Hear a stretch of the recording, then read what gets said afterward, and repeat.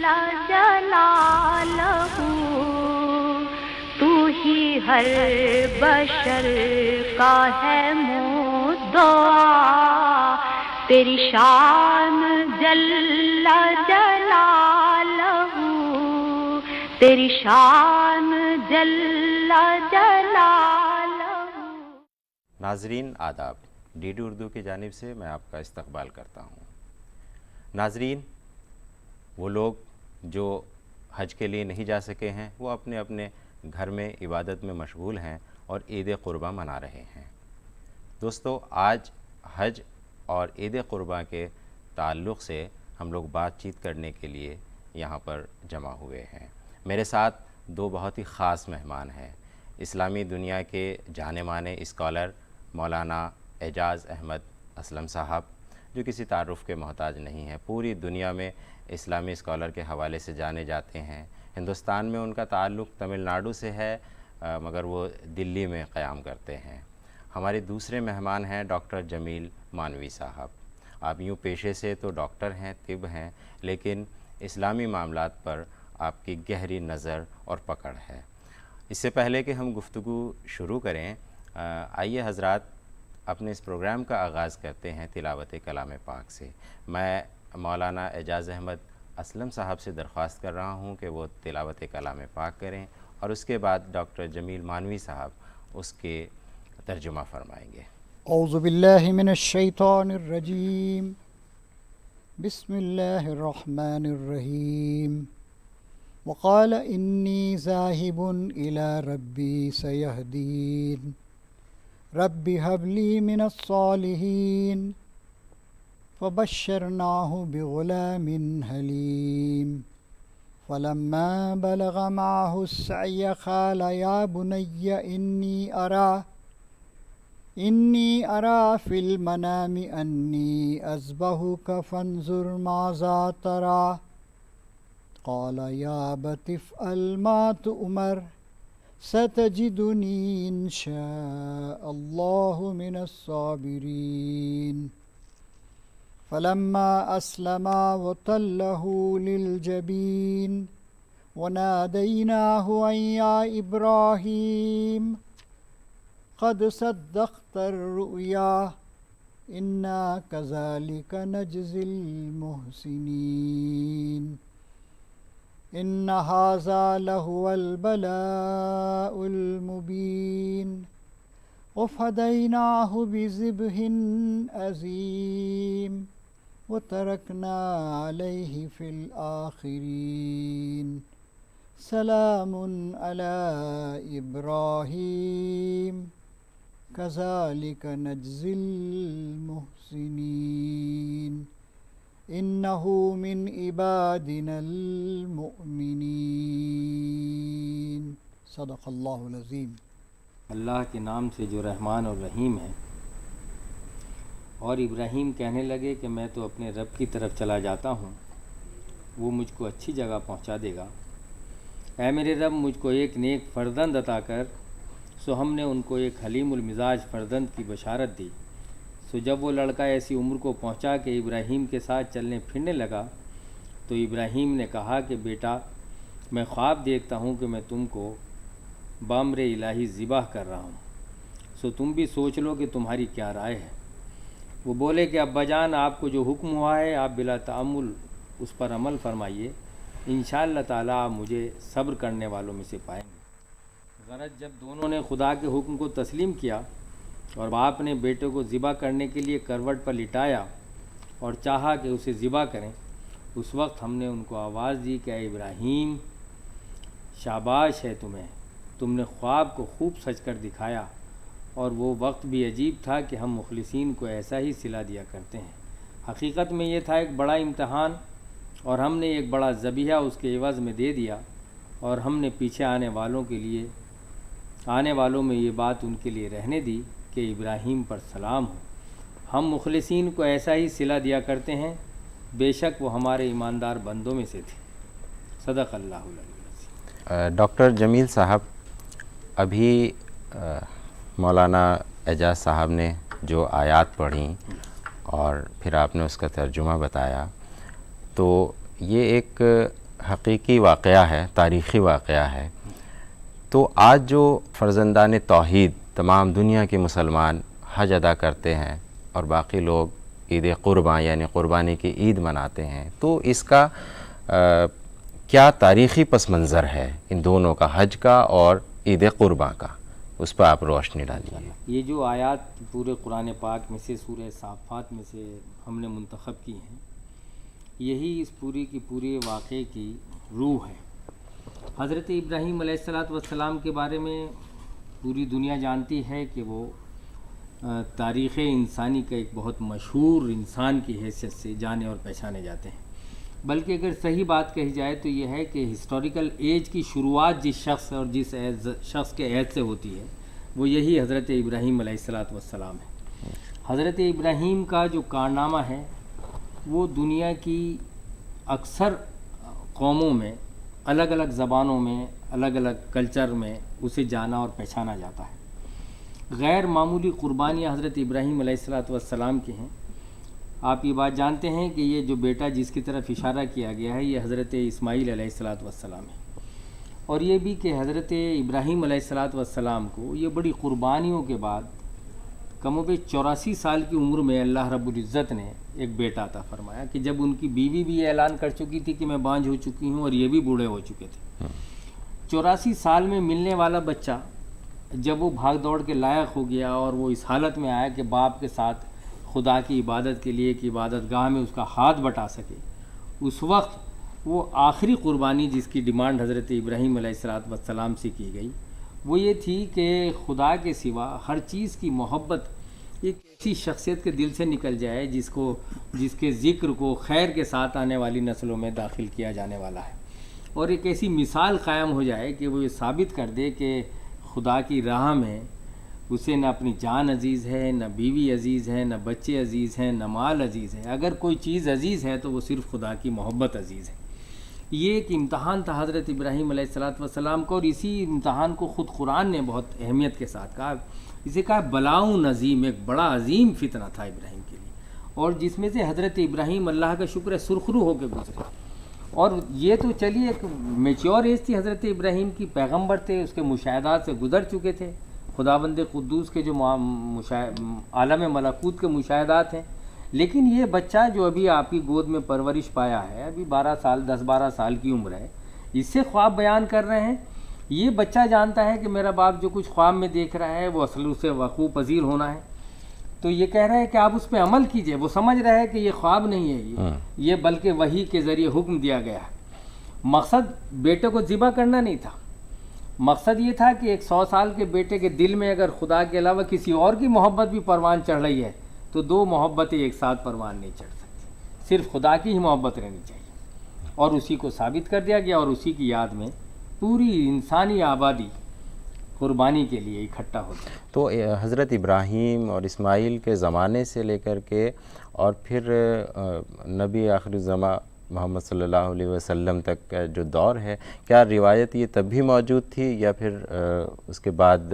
قربانی کی روایت تو ڈاکٹر مصور صاحب، جہاں تک میں نے قرآن پاک کا مطالعہ کیا ہے یا دوسرے مذاہب کا میں نے مطالعہ کیا ہے، تو اسے میں اس نتیجے پہ پہنچا ہوں کہ خود ہندوستان کی جو سب سے قدیم کتاب ہے رگ وید جی، اور اسی طرح پوری دنیا میں جو پھیلی ہوئی کتابیں ہیں، توریت ہے، زبور ہے، انجیل ہے اور خود قرآن پاک، یہ ہمیں بتاتا ہے کہ قربانی کی روایت تو حضرت آدم علیہ السلام کے زمانے سے ہی شروع ہو گئی تھی. اسی طرح ویدوں سے ہمیں اس کی گواہی ملتی ہے. اور قربانی اصل میں کسی چیز یا مال کی قربانی نہیں، بلکہ قربانی تو وہ جذبہ ہے جو انسان کو اور بہتر انسان بنانے کے لیے، بڑے کام کرنے کے لیے، اپنے نفس کی پسندیدہ چیزوں کو چھوڑ کے انسانی دنیا کے لیے، خیر کے لیے آگے آنے کے لیے آدمی کو اکساتی ہے. جی، تو جیسے اس عید قرباں اور اسی کے ساتھ حج کا معاملہ جڑا ہوا ہے، تو میں جناب اسلم صاحب سے یہ جاننا چاہوں گا کہ حج کا جو پس منظر ہے تاریخی، اس پر ذرا سی روشنی ڈالیے. یہ تو ایک صرف قربانی کے حوالے سے ڈاکٹر جمیل صاحب نے بات کی، میں چاہتا ہوں کہ حج کے حوالے سے ایک مختصر سے آپ تعریف اگر جیسے ڈاکٹر صاحب نے ارشاد فرمایا کہ آج سے تقریباً 4100 سال پہلے جب انسان تہذیب و تمدن کے دور میں داخل ہو رہا تھا اس وقت ابراہیم علیہ السلام کی شخصیت ابھرتی ہے. وہ مختلف مظاہر کائنات کو دیکھتے ہیں اور پھر اس کے بعد وہ پہنچ جاتے ہیں توحید خالص تک اور پکار اٹھتے ہیں اور وہ الفاظ کہتے ہیں جو آج بھی ہم نماز سے پہلے کہتے ہیں، انی وجہت وجہی للذی فطر السماوات والارض حنیفا وما انا من المشرکین. میں نے سب طرف سے موڑ کر اپنے رخ کو اس کی طرف کر لیا ہے جس نے آسمان و زمین کو بنایا ہے، میں اسی کا فرما بردار مسلم یکسو ہوں، مشرکین میں سے نہیں ہوں. تو ابراہیم علیہ السلام نے جن کی پوری کی پوری زندگی قربانیوں سے بھری ہوئی ہے، اور سپریم سیکریفائس وہ تھی جب آپ اپنے بچے کو بھی قربان کرنے کے لیے تیار ہو گئے. اس کے بعد اللہ تعالیٰ نے کہا انی جاعلوک للناس اماما، میں تجھے دنیا جہان کے لوگوں کا امام بنا رہا ہوں. اس کے بعد انہوں نے خانہ کعبہ بنایا جس کے چاروں طرف مسجد حرام ہے، اور پھر اللہ نے کہا کہ تم دنیا بھر کے لوگوں کو حج کے لیے پکارو، بلاؤ.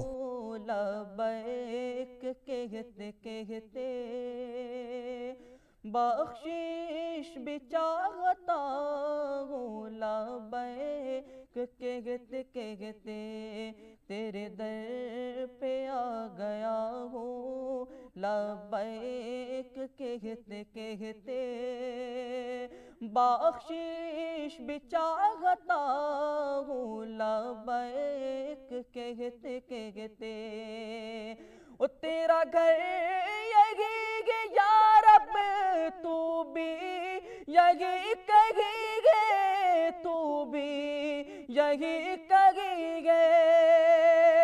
میں تجھ کو ڈھونڈتا ہوں، میں تجھ کو ڈھونڈتا ہوں، لبیک کہتے کہتے، لبیک کہتے کہتے تیرے در پہ آ گیا ہوں، لبیک کہتے کہتے بخشش بھی چاہتا ہوں، لبیک کہتے کہتے.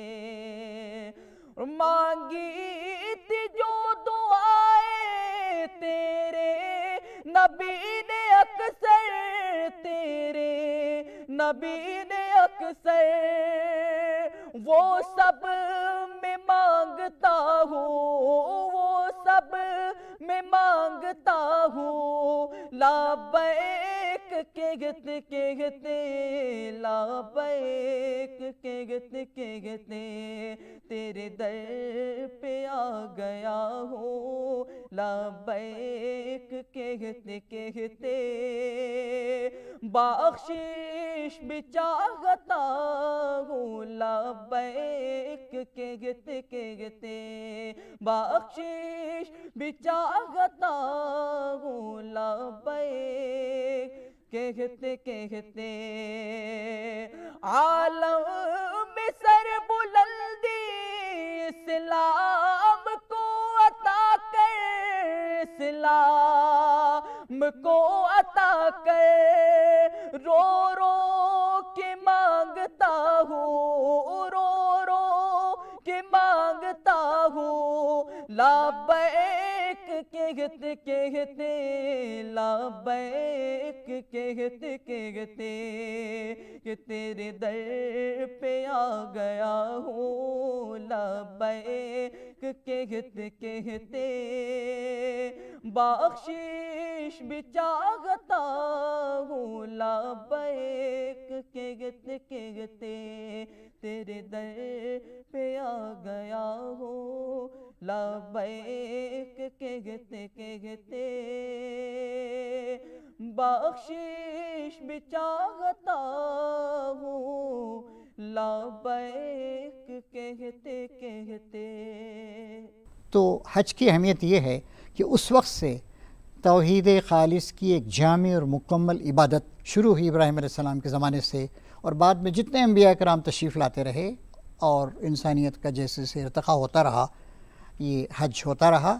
البتہ بعد میں پھر گڑبڑیں ہو گئیں، تو آج سے 1450 سال پہلے اللہ تعالیٰ نے آخری نبی کو بھیجا، سیدنا محمد صلی اللہ علیہ وسلم کو. انہوں نے حج کی اس عبادت کی تجدید کی، اسلام کی تجدید کی، اور پھر اس طریقے سے یہ قربانی کی روایت اور اللہ کے خالص عبادت کی روایت ساری دنیا میں پھیلائی گئی. یقیناً. تو ہمارا جو سماج ہے اس میں ایک حاجی کے کردار کی کیا اہمیت ہے؟ کس طرح سے اپنے کو پیش کر سکتا ہے؟ حج کی اس لحاظ سے بہت زیادہ اہمیت ہے. فرمایا نبی کریم صلی اللہ علیہ وسلم نے حج کرنے والا گناہوں سے اس طرح پاک ہو جاتا ہے جیسے آج ہی اس کی ماں نے اس کو جنم دیا ہو. تو ایک حاجی پر ایک بہت بڑی ذمہ داری عائد ہوتی ہے کہ وہ اپنی زندگی کا مکمل تزکیہ کرے، وہ سچا مسلمان بنے، وہ اچھا انسان بنے، وہ انسانیت کا خادم بنے، اور ہر طرح کی برائیوں سے، ہر طرح کی بیماریوں سے وہ اپنے آپ کو بچائے، اور اگر پچھلی زندگی میں اس سے کچھ خرابیاں سرزد ہوئی ہیں تو ان کی اصلاح کرے، ان کی تلافی کرے. ٹھیک ہے. ڈاکٹر جمیل صاحب، اسی سوال کو اگر میں آپ سے جاننا چاہوں کہ جو انسانیت کی خدمت ہے اس میں ایک حاجی کا رول کیا ہو سکتا ہے؟ کس طرح سے وہ سماج کی فلاح کے لیے کام کر سکتا ہے؟ یہ تو اس کی اپنی اصلاح ایک طرح سے ہوئی، مولانا صاحب نے بتایا، لیکن سماج کی اصلاح کس طرح سے ہو سکتی ہے ایک حاجی کے ذریعے سے؟ اس پر ذرا روشنی.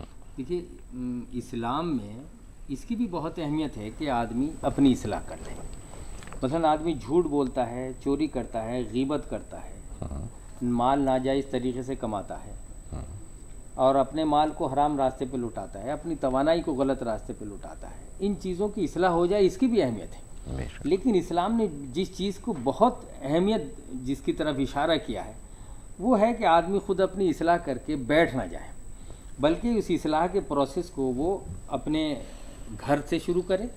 تو کوئی بھی ایسا شخص جو اچھا انسان نہ ہو وہ اچھا مسلمان بھی نہیں ہو سکتا، اور جو اچھا انسان ہے وہی ایک انسانی معاشرے کی خدمت بھی کر سکتا ہے. یہاں میں قرآن پاک سے استدلال کرتے ہوئے یہ بات کہنا چاہوں گا کہ قرآن پاک میں سورہ بقرہ میں ایک دوسرے سپارے میں تذکرہ ہے خانہ کعبے کے حوالے سے، اور خانہ کعبے کو مرکز عبادت بنایا جا رہا ہے، اور اس کے بعد بتایا جا رہا ہے کہ تم جہاں کہیں بھی ہو تم اپنا منہ قبل المشرقی یہاں سے اپنا رخ خانہ کعبے کی طرف کر لو. لیکن اس کے بعد بتایا جا رہا ہے کہ لیس البر ان تولوا وجوہکم قبل المشرق والمغرب ولکن البر من آمن باللہ وملائکتہ، اور پوری تک آیات آخر تک بتاتی ہیں کہ نیکی یہ نہیں ہے کہ تم اپنا رخ مشرق کی طرف کر لو، مغرب کی طرف کر لو، بلکہ نیکی تو یہ ہے کہ وہ جو پیدا کرنے والا ہے، بنانے والا ہے، زندگی دینے والا ہے، تو اس کے اطاعت گزار ہو جاؤ. اور بالکل ٹھیک اس وجہ سے کہ تمہیں اس کے سامنے حاضر ہو جانا ہے، اپنا مال اس کی بتائے ہوئے چیزوں پہ خرچ کرو، والدین پہ خرچ کرو، عزیز و اقربا پہ خرچ، یتیموں پہ خرچ کرو، غریبوں پہ خرچ کرو. اس معاشرے میں جو کمزور لوگ ہیں، اور آقا نامدار ختم متور صلی اللہ علیہ وسلم نے تو یہ فرما دیا ہے کہ تمہیں اس کا خیال لینا چاہیے کہ تمہارے سماج کے غریب لوگوں کا رزق تمہارے ساتھ اتار دیا گیا ہے. تو اگر کوئی شخص اس پورے کے پورے معاشرے میں ایک اچھا انسان، ایک اچھا مسلمان بن کے رہنا چاہتا ہے تو اس کے سامنے فرسٹ پرائرٹی پہ یہ بات رہنی چاہیے کہ میں انسانیت کا خادم ہوں، اور میری یہ ذمہ داری ہے کہ میں اس زمین کے ایک ایک چیز جو اس میں بستی ہے اس کی حفاظت کی، اس کی نگہداشت کی ذمہ داری میری ہے. جی، تو یعنی ہر انسان کو ایک نمونے کی طرح پیش ہونا چاہیے، لیکن حاجی کی اہمیت ایک رول ماڈل کی ہے کہ وہ ایک رول ماڈل ہو سماج میں جسے دوسرے لوگ دیکھ کر سبق حاصل کر سکیں اور اس جیسا بننے کی کوشش کریں. تو میں یہ جاننا چاہتا ہوں کہ کیا اس عید قرباں کے کچھ اقتصادی اثرات بھی ہیں؟ کیا ان کو ہم اس طرح سے بھی جوڑ کر دیکھ سکتے ہیں؟ اگر آپ دنیا کی جو قدیم اور اسٹیبل مذہبی کتابیں ہیں ان کا مطالعہ کریں، ان کی جو روح ہے لٹریچر کی، وہ تو یہ بات آپ پوری شرح صدر کے ساتھ کہہ سکتے ہیں کہ قرآن نے ان تمام آسمانی کتابوں کا عذر اور خلاصہ بیان کیا ہے. قرآن کی ایک چھوٹی سی صورت ہے، مختصر 4 آیات میں مشتمل. بسم اللہ الرحمن الرحیم. والعصر ان الانسان لفی خسر الا الذین آمنوا وعملوا الصالحات وتواصوا بالحق وتواصوا بالصبر. اس ایک چھوٹی سی صورت میں قرآن نے امت مسلمہ کے لیے، انسان کے لیے ایک پورا لائحہ عمل اس کے اندر بند کر دیا، کوزے میں سمندر بند کر دیا. فرمایا اسے پوری چیتاونی دی جا رہی ہے، والعصر، ہوشیار ہو جاؤ، خبردار، انسان گھاٹے میں ہے. یہ عمر اس کی لگاتار بیت رہی ہے، اس کے ہاتھ سے ایسے جیسے برف مٹھی میں سے پھسلتی ہے، ریت پھسلتی ہے، اس طرح جا رہی ہے۔ تاریخ گواہ ہے، زمانہ گواہ ہے، جو بیت رہا ہے وہ گواہ ہے۔ ان الانسان لفی خسر، انسان گھاٹے میں۔ اس سے گھاٹے سے بچانے والی کیا چیز ہے؟ الا الذین آمنوا وعملوا الصالحات وتواصوا بالحق وتواصوا بالصبر۔ 4 چیزیں ہیں۔ گویا یہ بتا رہی ہے کہ کوئی بھی شخص، کوئی بھی مسلمان یہ کہہ کے کہ میں نے کلمہ پڑھ لیا ہے، وہ مطمئن ہو کے گھر میں نہیں بیٹھ سکتا۔ اسے یہ آیات تنبیہ کرتی ہیں، یاد دلاتی ہیں کہ اگر گھاٹے سے بچنا ہے تو ایمان لانا ہی کافی نہیں ہے، ایمان کے تقاضے بھی پورے کرنے ہوں گے۔ اور وہ ایمان کے تقاضے یہ ہیں کہ آدمی کھڑا ہو جائے۔ کہیں کے لیے کھڑا ہو جائے؟ پہلے تو ایمانیات کے تقاضے پورے کرے، اس کے بعد عمل الصالحات۔ پہلا قدم نیک اعمال سے شروع ہوتا ہے، اور نیک اعمال کی جو بنیاد ہے وہ اخلاص ہے۔ انما الاعمال بالنیات۔ جو کام بھی آپ کریں اس میں نہ آپ کی نام و نمود ہونی چاہیے، نہ آپ کو عزت، شہرت، دولت کی ہوس اس کام میں ہونی چاہیے، صرف اور صرف ایک ہی مقصد ہونا چاہیے کہ آپ کا پیدا کرنے والا آپ سے راضی ہو جائے۔ بے شک۔ تو یہ عمل صالح، اور عمل صالح جس قرآن پاک جس کا پابند کرتا ہے، محمد مصطفیٰ صلی اللہ علیہ وسلم کی سیرت طیبہ جس دائرے میں آپ کو لاگے کھڑا کرتی ہے، وہ سارے اعمال صالحہ کی تفصیل ہے۔ تو دکھا دے ہمیں دربار مدینہ، یا رب تو دکھا دے ہمیں دربار مدینہ، خواہش ہے ہماری کریں دیدار مدینہ، خواہش ہے ہماری کریں دیدار مدینہ۔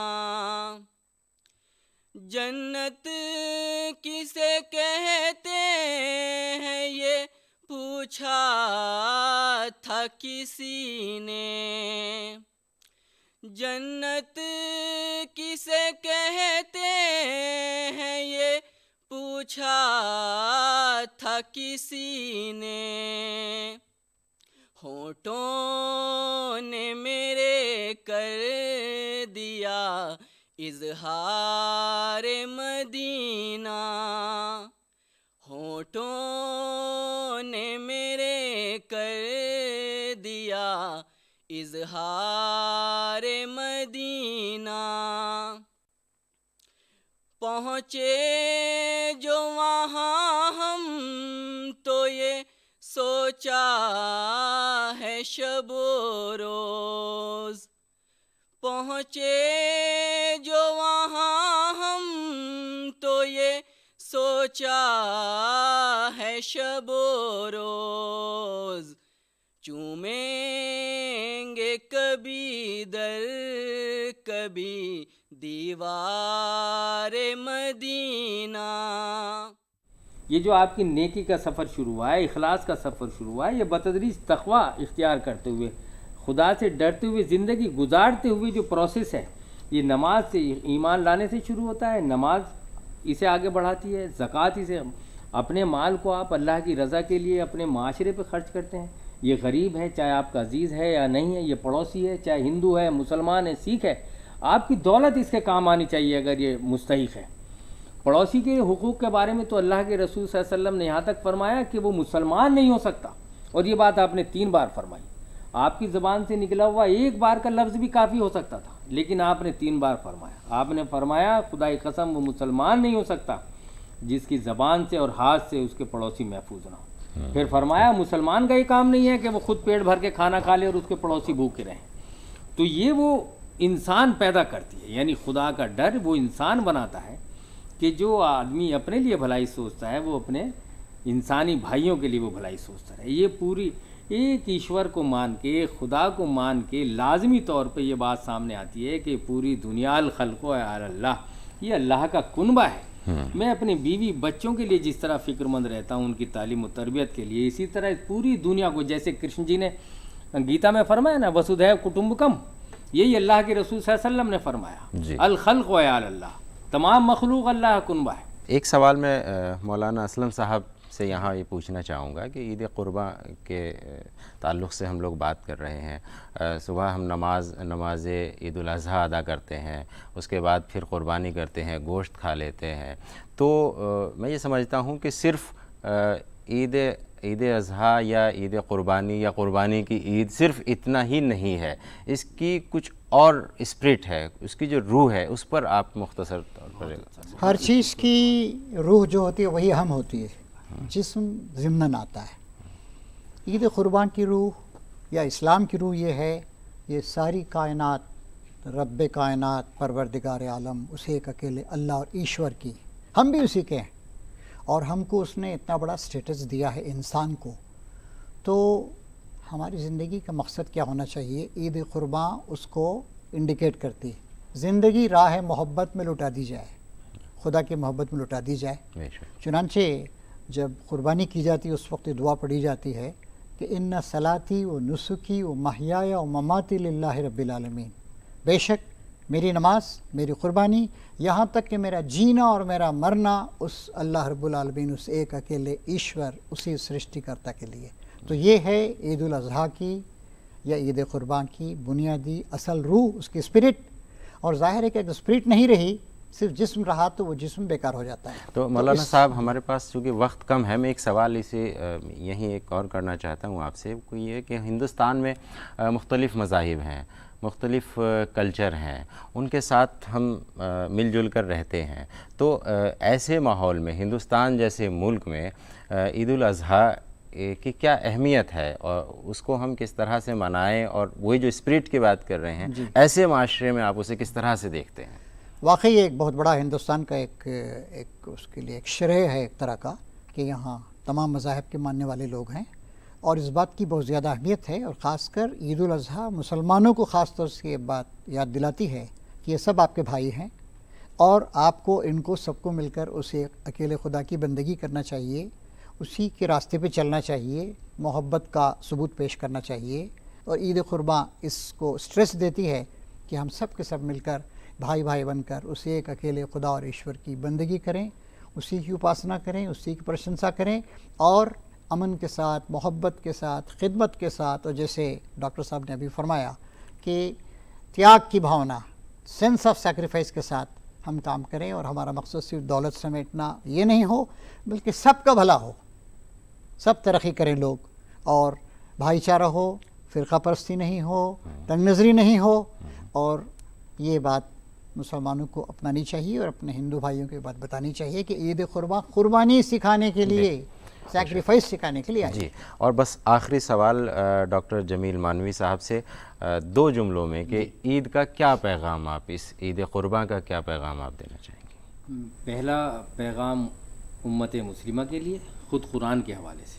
قرآن کہتا ہے بسم اللہ الرحمن الرحیم, لن ینال اللہ لحومها ولکن دماؤها ولکن تقوی منکم. اللہ کو نہ تمہارا گوشت پہنچتا ہے نہ تمہارا خون, جو کچھ پہنچتا ہے وہ تمہارے دل میں جو اللہ کا خوف ہے, اس سے ڈرتے ہوئے جو زندگی گزارتے ہو, وہ اللہ کو پہنچتا ہے. تو ایک بندہ مومن اس طرح اس زمین پہ زندگی گزارے کہ اس کا وہ یہ دھیان رکھے, وہ یہ جانتا رہے, اس کے ذہن میں مستحضر رہے یہ بات کہ ایک ایسی قوت ہے جو اس کا پالن ہار ہے, جو اس کا نگراں بھی ہے, اس کو دیکھنے والا بھی ہے. کوئی عمل اس کا خدا کی نگاہوں سے پوشیدہ نہیں ہے. جب یہ استحضار رہے گا تو پھر وہ ان راستوں سے بچنے کی کوشش کرے گا جن راستوں پہ چلنے کا انجام برا ہے, اور ان راستوں پہ چلنے کی کوشش کرے گا جن کا انجام اچھا ہے. بہت بہت شکریہ ڈاکٹر جمیل مانوی صاحب. مولانا اسلم صاحب, آپ ہمارے اسٹوڈیو میں تشریف لائے, اور آپ نے حج اور عید قربان کے تعلق سے بہت سی اہم باتوں پر روشنی ڈالی. ناظرین, یہ تھا آج کا ہمارا خاص پروگرام جو حج اور عید قربان کے تعلق سے آپ کے سامنے پیش کیا گیا. امید ہے کہ آپ کو یہ پسند آیا ہوگا. آئیے ہم عہد کریں کہ ہم اپنی زندگی میں عید اضحیٰ یعنی قربانی کی عید کا جو پیغام ہے اس کو اتارنے کی کوشش کریں گے.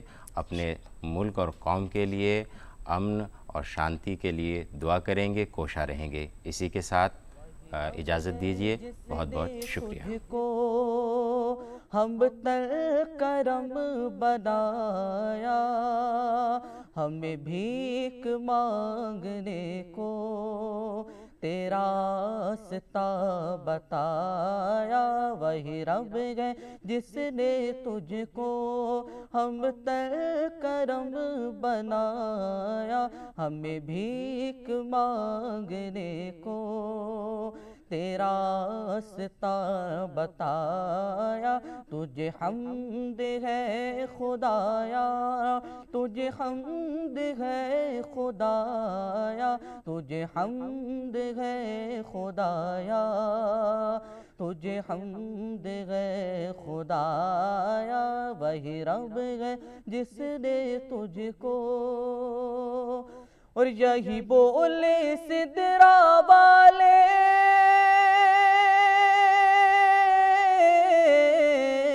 یہی بولے سدرا والے، چمنے جہاں کے تھالے، چمنے جہاں کے تھالے، سبھی میں نے چھان ڈالے، سبھی میں نے چھان ڈالے، تیرے پائے کا نہ پایا، تجھے یک نے یک بنایا، تجھے یک نے یک بنایا، تجھے حمد ہے خدایا، تجھے حمد ہے خدایا۔